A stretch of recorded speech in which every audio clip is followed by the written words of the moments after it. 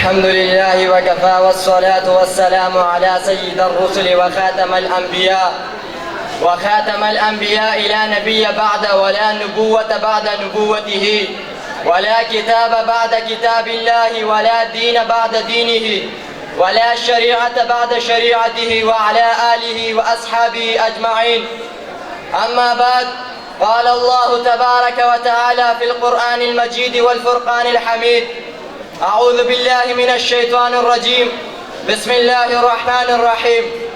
ما كان محمد أبا أحد من رجالكم ولكن رسول الله وخاتم النبيين.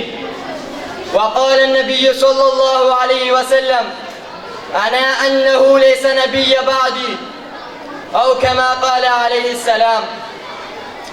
جو ہو فرعون میں ان کو خدا کہہ دوں یہ مشکل ہے، جو ہو فرعون میں ان کو خدا کہہ دوں یہ مشکل ہے، جو ہو کذاب میں ان کو نبی کہہ دوں یہ مشکل ہے.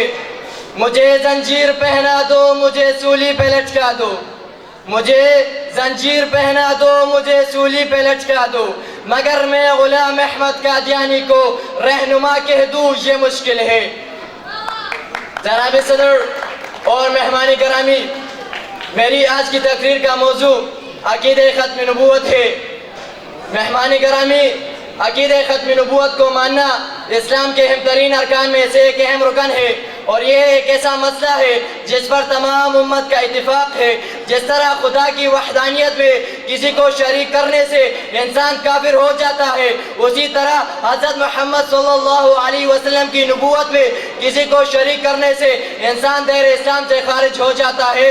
اسی لیے کہ قرآن کریم کی 100 آیات، حضرت محمد صلی اللہ علیہ وسلم کی 210 احادیث اور بزرگوں کے تقریباً 1500 ارشادات پر گواہ ہے کہ حضرت محمد صلی اللہ علیہ وسلم کے بعد نبوت کی کرسی پر نہ کوئی آیا تھا، نہ کوئی آیا ہے اور نہ کوئی آئے گا. جس طرح خدا اپنی خدائی میں وحدہ لا شریک ہے، اسی طرح حضرت محمد صلی اللہ علیہ وسلم بھی اپنی نبوت میں وحدہ لا شریک ہے.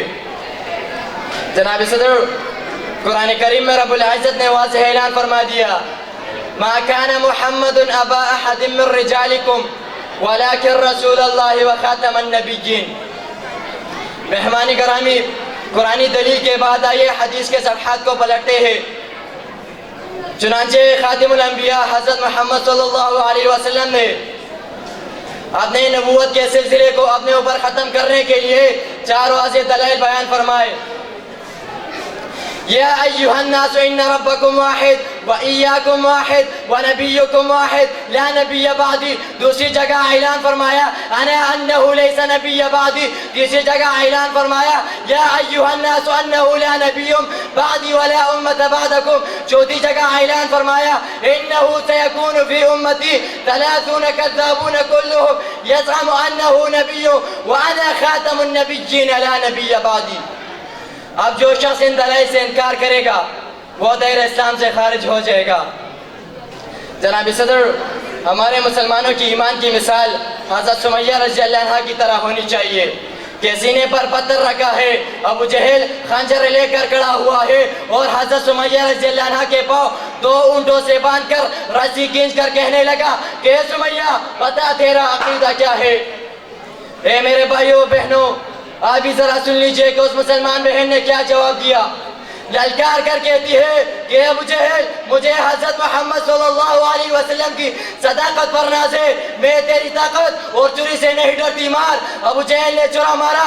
حضرت سمیہ رضی اللہ عنہ کہنے لگی کہ لوگوں، گواہ رہنا کہ میں زندہ زمین پر 2 ٹکڑوں میں چیری جا رہی ہوں، پر میرے عقیدے میں فرق نہیں آیا. میرا خدا بھی ایک ہے، میرا مصطفیٰ بھی ایک ہے. تو پھر میں کیوں نہ کہوں، ختم نبوت کی خاطر ہم اپنی جان نچھاور کر دیں گے. ختم نبوت کی خاطر ہم اپنی جان نچھاور کر دیں گے. گر وقت نے ہم سے خون مانگا تو وقت کا دامن بھر دیں گے. وما علینا الا البلاغ المبین.